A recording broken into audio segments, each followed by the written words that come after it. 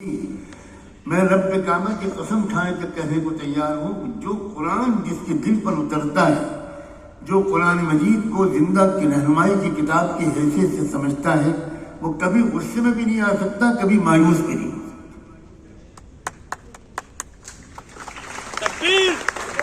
سکتا۔ تکبیر اللہ اکبر۔ آپ سب مستقبل، اپنے ملک کے مستقبل جہاں بیٹھا ہے، میں آپ سے گزارش کرتا ہوں کچھ کیجئے، آپ قرآن سے زندہ تعلق کو بڑھا لیجئے، 2-3 آیتیں روزانہ سمجھ کر پڑھنے کی کوشش کیجئے، صرف 3-4 آیتیں غور کیجئے چند منٹ اس کے اوپر، اور اپنے معصوم پاک ہاتھ اٹھا کر اللہ سے دعا کیجئے، اللہ اس کتاب کا نور میرے دل میں اتار دیجئے۔ پھر آپ دن بھر اپنی سائنس، کیمسٹری، فزکس، بایولوجی پڑھیے، آپ کا دل منور رہے گا اور آپ کا پورا دل روشن رہے گا۔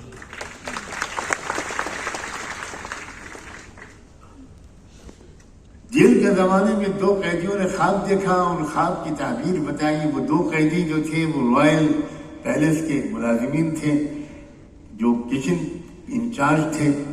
ایک شخص تھا جو ہیڈ کک تھا، اور ایک تھا جو ڈرنکس سرو کرتا تھا مصر کے بادشاہ کو، اور دونوں قتل کے الزام میں سزائے موت بھگت رہے تھے، ان کے انتظار میں تھے، مقدمہ چل رہا تھا آخری عدالت میں۔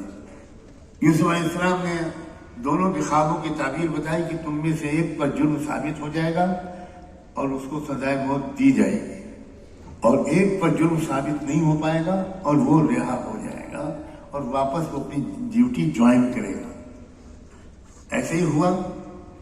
رہا ہونے والے قیدی جب جانے لگا تو یوسف علیہ السلام نے اس سے کہا کہ دیکھو، تم بادشاہ کے سامنے میرا تذکرہ کرنا، اذکرنی عند ربی۔ اللہ کا ایک نظام تھا، بھول گیا، وہ اپنی زندگی میں مشغول ہو گیا۔ پھر ایک زمانہ آیا کہ بادشاہ نے کوئی خواب دیکھا اور اس خواب کی تعبیر جاننے کے لیے وہ پریشان ہوا، بہت سے لوگوں سے پوچھا، وہ نہیں بتا سکے۔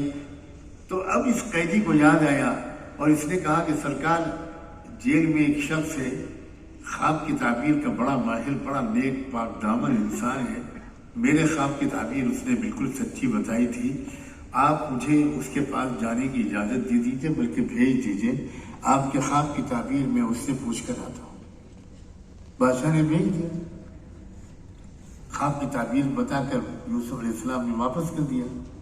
خواب کی تعبیر یوسف علیہ السلام نے جو بتائی وہ یہ تھی کہ آپ کے ملک میں 60 سال تک قحط پڑے گا، سوکھا پڑے گا، ڈراٹ ہوگا۔ اس لیے میرا مشورہ یہ ہے، اب خواب کی تعبیر بتانے کے ساتھ ایک مشورہ دیا، ملک کو اس فوڈ کرائسس سے بچانے کے لیے ایک ہمدردانہ اور ایک ایکسپرٹ اوپینین۔ مشورہ یہ تھا کہ آپ ساری فصلوں کو حکومت خرید لے کسانوں سے اور سرکاری گوداموں میں ان کو رکھیں، پورے ملک کے ایک گھر کا سروے ہو، جس گھر کو جتنے راشن کی ضرورت ہو اتنا ہی راشن 1 سال کے لیے دیا جائے، اور باقی غلے کو باریوں میں محفوظ رکھا جائے، اگلے سال پھر ان کو نکالا جائے، اس طرح کنزیوم کیا جائے۔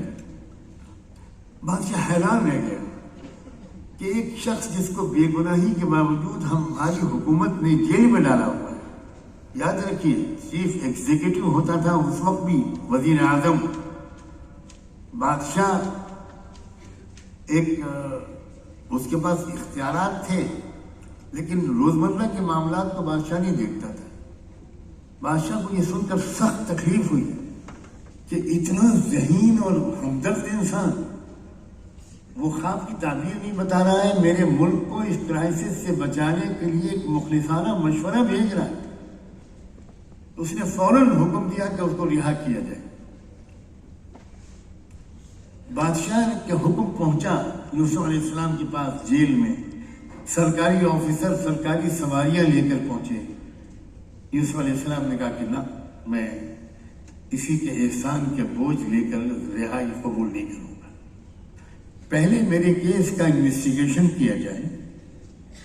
مقدمہ ہی نہیں چلا آج تک. کیس چلے، جب ثابت ہو جائے کہ میں بالکل بے گناہ ہوں تب میں رہائی قبول کروں گا. میں سرکاری فیصلے سے رہائی قبول نہیں کروں گا، میں جوڈیشل فیصلے سے رہائی قبول کروں گا. آپ سوچیں نبی کیا ہوتے ہیں. آپ کے ذہن میں نبی تو وہ ہے جو خالی نماز پہ تقریر کرتا ہے. آپ نہیں سمجھ پا رہے ہیں. مجھے گستاخی معاف کریں. آپ کو نہیں معلوم کہ نبیوں سے زیادہ کمپریہنسو پریکٹیکل سائنٹیفک اپروچ رکھنے والی کوئی قیادت اس آسمان کے نیچے کبھی پیدا نہیں.